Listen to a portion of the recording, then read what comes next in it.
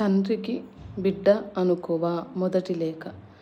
అన్న, భగవాన్ సన్నిధిలో జరిగే మంచి విషయాలు, ఆయా సందర్భాల్లో భగవాన్ చెప్పే మాటలు ఎప్పటికప్పుడు జాబులుగా రాయమన్నావు. కానీ నాకు సాధ్యమవుతుందా? అయినా చూద్దామని ఈరోజే మొదలు పెడుతున్నాను.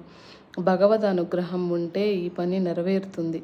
మొన్న పూర్ణిమ నాడు ఇక్కడ దీపోత్సవం జయప్రదంగా జరిగింది. నేటి ఉదయం అరుణాచలేశ్వరుడు గిరి ప్రదక్షిణం చేయడానికి పరివార సహితంగా బేరీ మృదంగాలతో బయలుదేరి మన ఆశ్రమం గేటు వద్దకు వచ్చేసరికి సర్వాధికారి నిరంజనానంద స్వాములు వచ్చి టెంకాయలు, కర్పూరం వగైరా కానుకలిచ్చి సత్కరించి నమస్కరిస్తే అక్కడ నిలిపిన ఈశ్వరునకు అర్చకులు హారతులెత్తారు.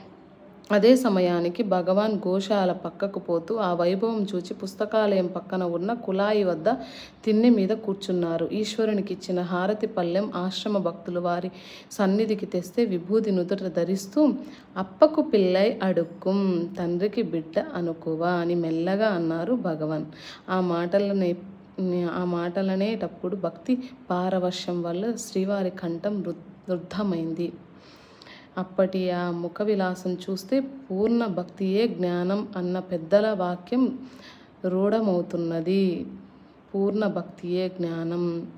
పూర్తిగా నిండిపోయిన, మన దేహమంతా నిండిపోయిన పూర్ణ భక్తి, అదే ఏ రోజుటికైనా మన జ్ఞానంగా మనలో నుండి వెలువడుతుంది అని దాని అర్థం. స్కందాంశ సంభూతులు అన్న గణపతి ముని వచనము దృఢపడుతున్నది. ఆయన స్కందాంశ సంభూతులు అని గణపతి ముని చెప్పారు. ఆ విషయము నిజమని తెలుస్తున్నది అని ఆమె చెప్తున్నది. శరీరధారులు అందరూ ఈశ్వరుని బిడ్డలే గనుక మహాజ్ఞాని అయిన ఈశ్వరునకు అణగి ఉండునని బోధిస్తున్నట్లు స్ఫురిస్తుంది.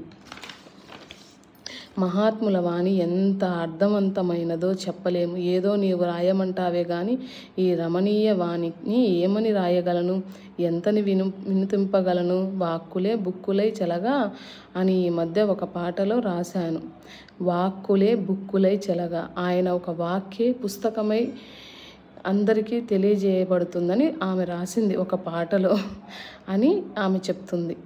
గ్రహింపగల మేధా సంపన్నులు ఉండాలి కానీ ఒక వాక్కను నేల చూపు, నడక, పడక, ఉచ్ఛ్వాస, విశ్వాసాలు సర్వం అర్థవంతమైనవే. నాకు అవన్నీ గ్రహింపగల సామర్థ్యం ఉన్నదా? భగవాన్ మీద భారం వేసి ఉడతా భక్తి అన్నట్లు ఏదో తోచింది రాస్తాను. ఇక సెలవు సోదరి. భగవాన్ తత్వం.